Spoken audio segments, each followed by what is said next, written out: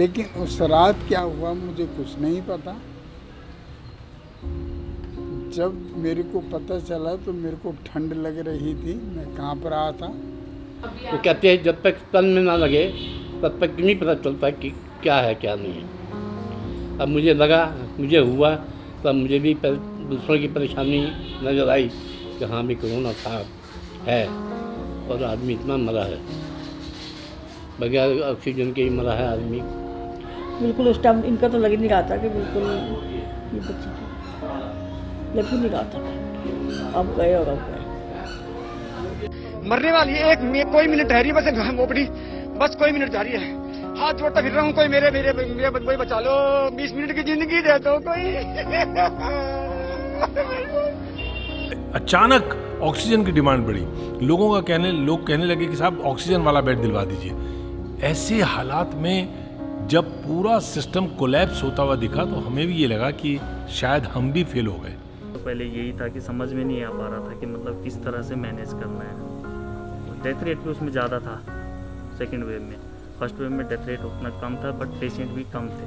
It was more infective, it was more contagious, कह लो, it was more rapid and it was more infective to be true। बहुत जल्दी infect कर रहा था वो और तबीयत बहुत जल्दी खराब हो रही थी। डॉक्टर चिल्लाते रह गए, कोई डॉक्टर नहीं आया, कोई डॉक्टर नहीं आया। There was acute shortage of everything everywhere, and out of them, yes, I would say that we lost plenty of people in the second wave, which we never expected. क्योंकि हर थोड़ी देर में एक patient अंदर आ रहा है, एक पेशेंट बॉडी बैग में बाहर आ रहा है, मतलब इतने यंग हो आईसीयू में। हमारे पेरेंट्स के जनरेशन के लिए इट वाज ईजियर क्योंकि उन लोगों ने काफ़ी डेथ्स देखी अपने लाइफ में, बट उन लोगों ने एक एज के बाद देखी है, like after they have matured, after they have their own families. But with our generation it's been different because हमारी जनरेशन के साथ people in their early 20s and even children who are less than 10 years of age, they are seeing their parents die in front of them. चलिए admit करा, मार दिया इन लोगों ने, मेरे भाई को मार दिया।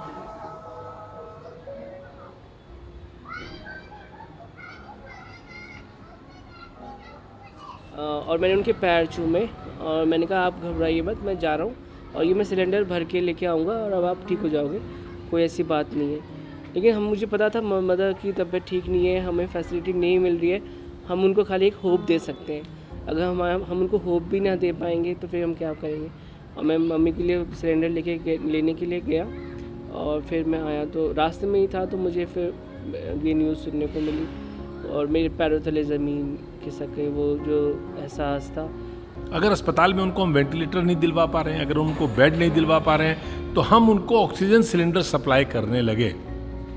हमने लगभग 15 जून तक, ये 30 अप्रैल से लेकर के और 15 जून का जो पीरियड था, पीक था ये सेकेंड वेव का। और इस पीक में जो ऑक्सीजन सिलेंडर्स हमने जिन लोगों को उपलब्ध कराए, कई लोग कैजुअलिटीज़ हो गए, कई लोग नहीं रहे इस दुनिया में, लेकिन मेजॉरिटी ऑफ द पीपल जिनको हमने सिलेंडर ऑक्सीजन के सप्लाई किए, उन लोगों की जान बची। Absolutely, it's only if there is one thing that saved her, it is that oxygen, जो कि उनको मिला। क्योंकि हम 3 दिन लेट भी हो गए थे, we were actually in a denial mode कि नहीं कोविड नहीं हो सकता। अगर मेरे पास ऑक्सीजन सिलेंडर उस टाइम नहीं आता, बिल्कुल एग्जैक्ट टाइम पे वो आया, अगर नहीं आता तो शायद मैं आज इस टाइम आपके सामने होती भी ना।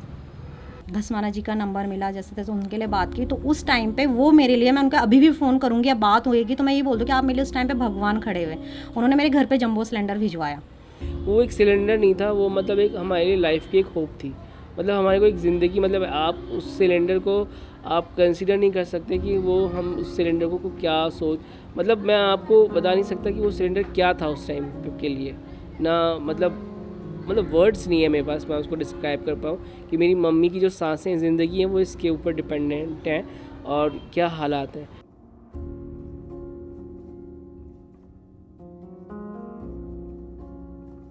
रोगियों के लिए, कोरोना पेशेंटों के लिए एक एक मिनट कीमती था। मेरे पास जब भी कॉल आया करता था, मैं 10 से 15-20 मिनट के बीच में उनको सिलेंडर प्रोवाइड करा दिया करता था। हमारी जो ट्रस्ट की एम्बुलेंस है, उस एम्बुलेंस के ड्राइवर को थोड़ी सी ट्रेनिंग दिलवाई, कैसे ऑक्सीजन लगता है, कैसे मास्क लगता है, कैसे फ्लो मीटर चलता है, और उसके बाद हमने एक सिलसिला शुरू किया लोगों को ऑक्सीजन देने का। एक तरह से कहा जाए तो हमें गालियाँ पड़ा करती थी घर से।